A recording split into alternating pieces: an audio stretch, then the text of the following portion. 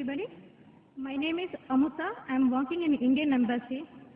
So I have a lot of questions, but for time being, I'm saying little bit questions. So in Islam, why there is no caste system? Yes, sister. Okay, my second question Sister, ask the first question. After I reply, you can ask the second question. Okay, fine. Give me the answer. Sister asked the question, why in Islam there's no caste system? Because in Islam we believe that all the human beings are equal, unlike in Hinduism. Quran says in Surah Hujurat, chapter 49, verse number 13, Ya ayyuhan nasu inna khalaqnakum min dhakarin wa unsa wa ja'alnakum shu'uban wa qaba'ila lita'arafu inna akramakum indallahi atqakum inna Allaha alimun khabir. O humankind, we have created you from a single pair of male and female and have divided you into nations and tribes, so that you shall recognize each other, not you shall despise each other. And the most honored in the sight of Allah subhanahu wa ta'ala is the person who has taqwa. The criteria for judgment in the sight of Almighty God for a human being to be superior to the other human being, it's not sex, it's not caste, it's not color, it's not wealth, it's not age, but it is taqwa, it is God consciousness, it is piety, it is righteousness. The only way one human being can be superior to the other human being, it's not by wealth, it's not by age, it's not by sex, but it is by piety, it is by God consciousness, it's by righteousness.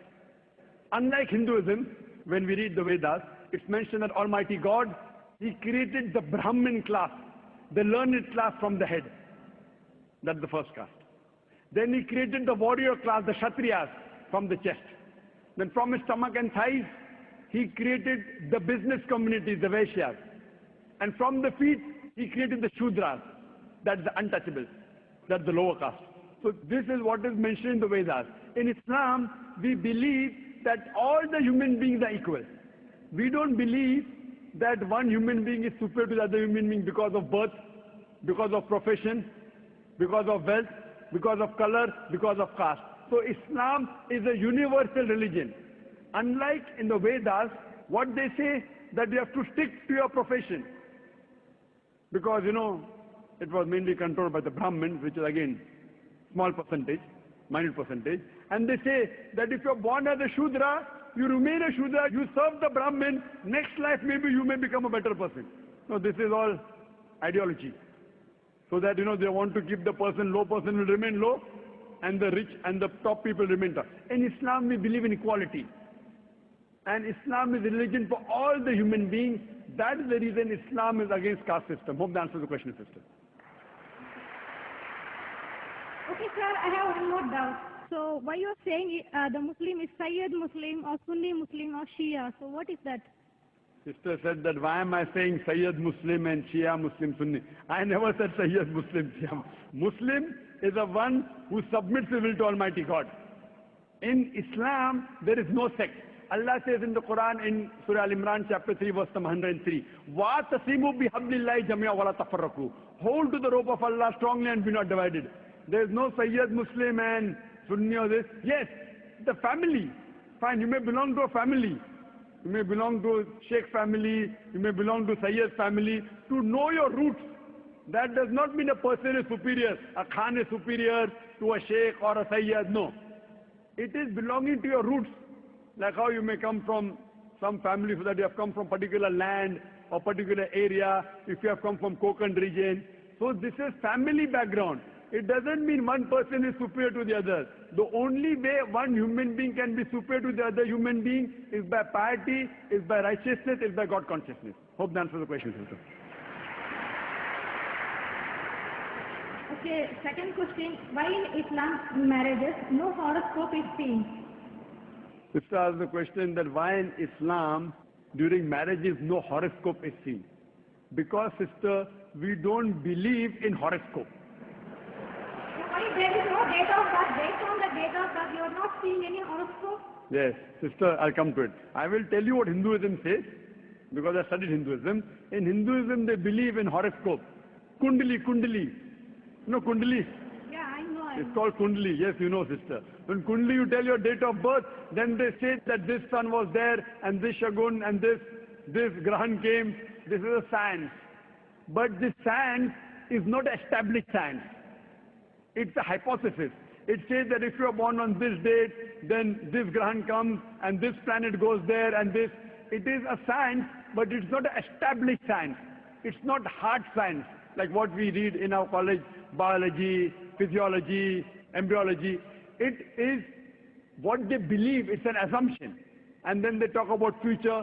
Everything what they mention in the Kundli does not come out to be true. We in Islam are against fortune telling.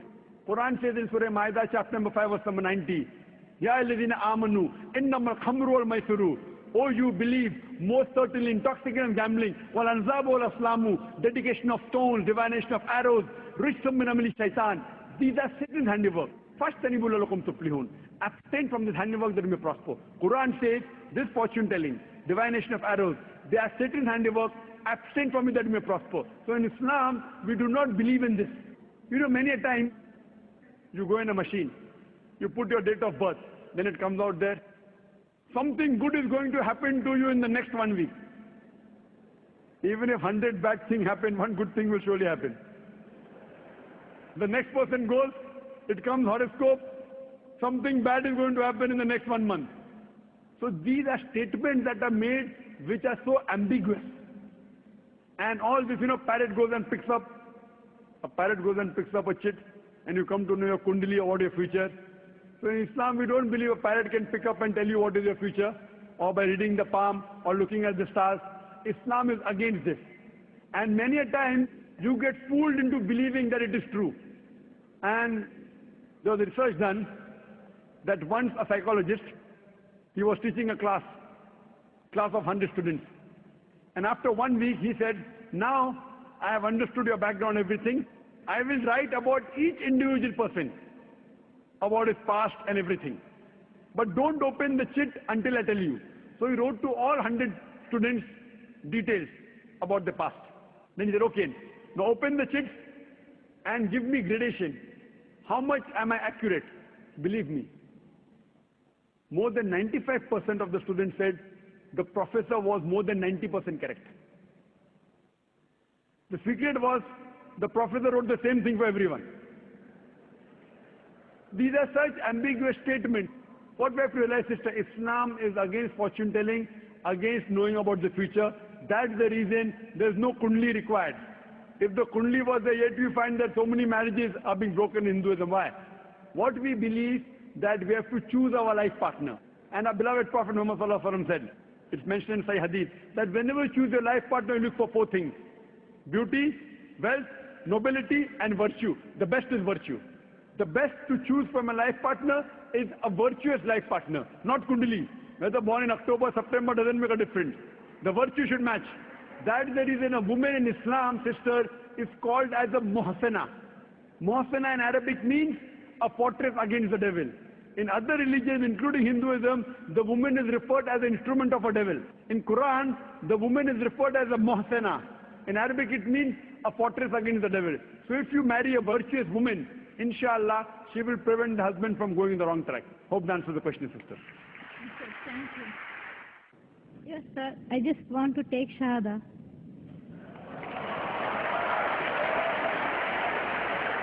MashaAllah. The sister who asked the question earlier, and I believe you're a Hindu sister? Yeah, I'm Hindu. Yes, the sister who asked the earlier question, MashaAllah, Allah gave her hidayat and she wants to accept Islam. I want to ask you, sister, do you believe there is one God? Yeah, I believe in Do you one God. believe that Almighty God has got no images? Yes, sir, I believe. Yes, and you believe that there's no one to worship besides Allah? Yeah, I believe Allah is a Do you believe Prophet Muhammad is the last and final messenger of this God? Yes, I believe. Inshallah, I'll say in Arabic and you repeat it, sister. Ashhadu. I'll say in Arabic and you repeat it, sister, slowly. Okay. Ashhadu. Hashadu, Allah. Allah, Ilaha. ilaha, Illallah. illallah, Wa ashhadu. washadu, Anna. anna, Muhammadan. Muhammadan, Abduhu. abdu, Wa rasuluhu. wa, Wa rasuluhu. wa rasulu. MashaAllah, sister.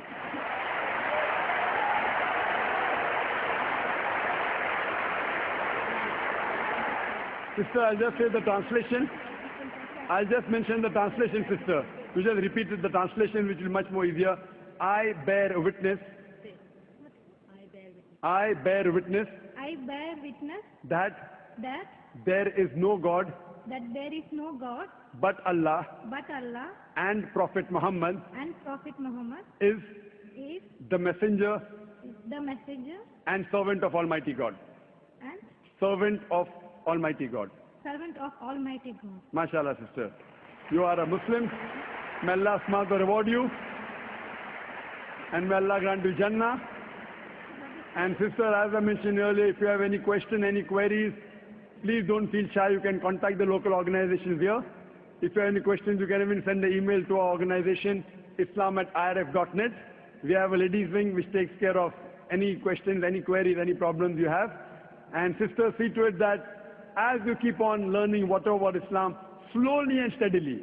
Main thing is Iman, believing. The practice keeps on coming slowly and steadily. Whatever you learn, you can ask questions, you can keep on following, and slowly, inshallah, you can keep on following all the trends of Islam.